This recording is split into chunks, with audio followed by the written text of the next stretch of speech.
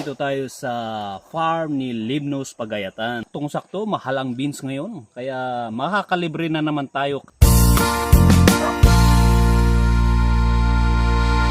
Salamat kay Libnos Pagayatan. Ito'y organic nga inmulam nga dito'y. Shoutout pala kay Airpods na tumutulong kay Libnos Pagayatan dito sa kanyang farm.